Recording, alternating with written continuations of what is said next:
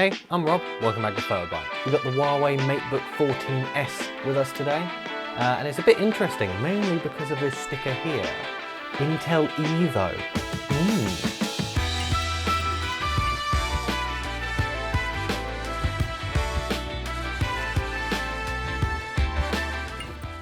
Huawei continue to impress us with their continued attention to detail in the design and build quality of the devices. The Matebook 14s is no exception.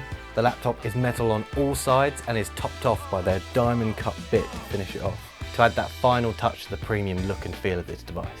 The laptop we have with us today is in space grey, but they do also have it in a new spruce green variant, which is quite fetching. Opening up the laptop, which can be done very satisfyingly with one finger, you are greeted by the gorgeous display. If there is any part of the laptop they went all out on, it's the display. It's a 3x2 2520 by 1680 90Hz IPS touchscreen display. That's a mouthful, but what more could you ask for? When it comes to color accuracy, the display does support 10-bit, and in our testing we measured 100% sRGB, which is great, and around 70 to 80% in both Adobe RGB and DCI P3. So it's not the best colours on the market, but it's better than most in its class. And to top it off, the screen supports up to 400 nits of brightness. So I was going to say maybe that little bit of extra brightness might make it quite usable outside, but then I realised, oh yeah, to accommodate for the touchscreen, the display is super glossy, meaning that reflections are not your friend, especially outside. This might be a worthy compromise, however, because the touchscreen feels fantastic. Using the touchscreen feels super quick, smooth and responsive and accurate, and that 90Hz screen helps tremendously in creating that super silky smooth experience. The display wobbles a little bit when you touch it, namely being the screen is quite a big chunk of the overall weight of the device, but the hinge feels sturdy enough to take it. Taking a look down, we see the keyboard.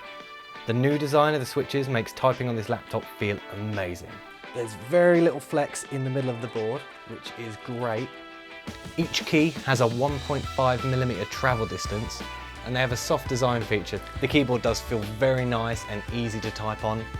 You are missing a few keys on the side, like your home and page keys, but overall most keys are intact.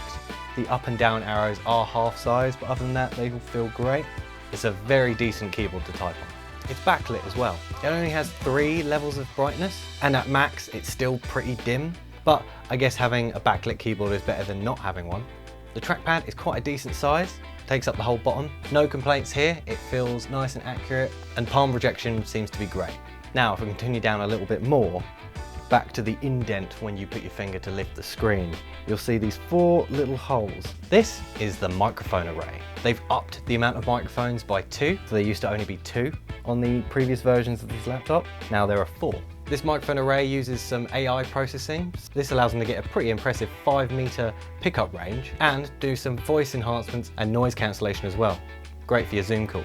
Now I can't really show you these ones, but under the keyboard and on the bottom of the device, there are 4 speakers, creating a quad speaker system, what they call Huawei sound. This is surprisingly effective at giving it quite a punchy and well-rounded sound. For its size, the listening experience is probably only beaten out by a few, such as the famously incredible work Apple does with their MacBook speakers. Now the Huawei Matebook 14s was designed in collaboration with Intel to make sure they met the requirements to be one of the first laptops to ship with Intel EVO certification. This certification explains quite a few of the good choices they made when designing this laptop. For starters, Intel EVO laptops are required to have the new, tighter regulated Thunderbolt 4. So, for I/O, on the left side, you'll see there are 2 USB-C ports. One, Thunderbolt 4, the other, a more standard USB-C type port. This one can also carry display signal, 4K up to 60 FPS, a HDMI 2.1 port, which can do 4K up to 120, a headphone jack, and then on the other side, there is a full-blown 3.1 Gen 2 USB Type A port, which is always nice to see so you can have less dongles in your life. Next, battery life is quite important to the EVO certification, so this laptop has a pretty large 60 watt-hour battery built in, and it includes a USB-C to C 90 watt fast charger in the box. EVO systems must also have the newest Wi-Fi standards, so Wi-Fi 6 and Bluetooth are both lightning fast on this. No Ethernet port, unfortunately, on the device, but that Wi-Fi 6 does make up a little bit for that. And a bit of a weird one, but to be certified as an EVO device, the device has to wake in less than a second, which would explain why the infamous Huawei webcam is missing from the keyboard. No longer is it looking up your nose in your Zoom calls, but it has migrated finally to the top of the screen. This seems to have been done to accommodate a full Windows Hello array in the top, which is an infrared camera alongside the webcam, so you can log in with Windows Hello. And Windows Hello seems to work great. Also to note that the bezels around the display have not been compromised by this decision. And the 90% screen to body ratio is really impressive. The webcam itself, however, is not very good. It's only 720p, great for logging in, but maybe I'd stick to taking selfies with your phone. Also, if you don't want to use Windows Hello to log in, it does have a nice and snappy fingerprint scanner in the power button. Now, onto the heart of the machine. Of course, to get EVO certification, you'd have to be running Intel's newest 11th gen processors and graphics.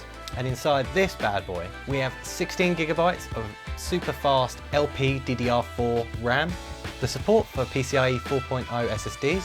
We have 1 terabyte in our model here. The processor itself is the Intel i7-11370H. This processor has a base clock of 3.3 gigahertz and runs at about 35 watt, but in performance mode, this will boost up quite a bit as it will boost the chip from 35 watt to 45. And this finally is paired with the brand new Intel Iris Xe integrated graphics, giving this little guy quite a bit more power than you might think. The power the Matebook 14s holds is great for work, providing more than enough for photo editing or even a bit of video editing on the go. As you can see me here, playing back 4K footage in Premiere Pro, no problem. And integrated graphics have never been so good. Intel's Iris Xe graphics are miles ahead of their predecessors, which means this device is actually capable of a bit of gaming, even in quite intensive flagship games. Now, it's not got the power of a gaming laptop with dedicated graphics, but as you can see here, it's very impressive, especially for integrated graphics. Feels almost double the speed of what Intel's integrated graphics were doing literally a year ago. And this laptop actually seems to have more power than some of their Matebooks which have dedicated GPUs in them, such as the Ryzen model from last year. Most graphically intensive games running at medium or low, you can look at a good 30 to 40 FPS. Interestingly, when you switch the screen to 90 Hz mode, you sometimes get a little bit more performance out of the game. It seems like the device may be optimizing a little more for the power. And for older titles, or maybe some more esports titles, you might even be able to hit that 90 Hz range. But yeah, onto software. As you can see, I'm running Windows 11. The laptop itself ships with Windows 10, but it's very easy and quick to upgrade to Windows 11 straight away. It comes with a little bit of Huawei bloatware installed, nothing too egregious. In keeping with that Apple quality design and feel, Huawei Share is back. They keep adding more and more devices and features to their ecosystem, making having a bunch of Huawei devices actually pretty handy. I have the MatePad Pro here. With just a couple clicks, they can seamlessly pair together and do some pretty cool things. One, you can extend your display from the Matebook and have sort of a dual screen setup. And also with Huawei Share, with supported devices, you can just, with one tap on the trackpad, you can share photos and files this way, or you can control your phones or tablets from the laptop itself. The touchscreen for this is great, by the way. So you could continue tapping away at your game while you're working or while you're watching a video, all from one device. Completely seamless and very easy to do. I could see the MatePad and Matebook combination being quite useful actually. If you're like me and you work on film shoots quite often, the speed and the absolutely seamless nature of the pairing of multi-screen workflows could be very useful for a very quick teleprompter run. This could be put on any decent tablet stand and away you go. You could be editing on the fly on the laptop on the other side of the room while the teleprompter's going. Or if you want to have a feed from your laptop from a shot list or something by your cinematographer, you could leave the tablet with him while you with the script supervisor are getting the next few shots ready. Now, as you're probably expecting from all of these crazy features and specs, that it's not very cheap. The fully spec'd EVO version of this laptop, you can get a version without EVO certification. I think the main difference is that doesn't have Thunderbolt, but this will set you back around £1,300. It's not that crazy when you think about the absolutely top tier build quality and quality of materials in general. The super powerful cutting edge components like brand new tightly integrated Thunderbolt 4 support and that crazy display. Overall, the Matebook 14s seems to be an absolute powerhouse in the world of small ultrabooks. And then you pair that with the awesome 3x2 90Hz 2.5K touch display. This makes it a great on-the-go portable laptop for creatives. Photo editors will absolutely adore the amount of headroom and power they have behind them as they're working in Photoshop or Lightroom. And for video professionals that need to do the occasional Premiere Pro edit when they're on the train, they can do that here as well. The EVO platform has seemed to make Huawei tighten up almost every aspect of this laptop, from the properly located webcam to the full Thunderbolt 4 support. And the much improved Intel Iris integrated graphic allows for enough graphics power for some graphics intensive tasks and an actual usable gaming experience in a lightweight and portable laptop that is going to last more than 30 minutes. Let me know your thoughts on this laptop in the comments below. Are you in the market for an Ultrabook? Let me know. And as always, I've been Rob. This has been Photobyte. Don't forget to like, comment, share and subscribe, and I'll see you next time. Bye bye.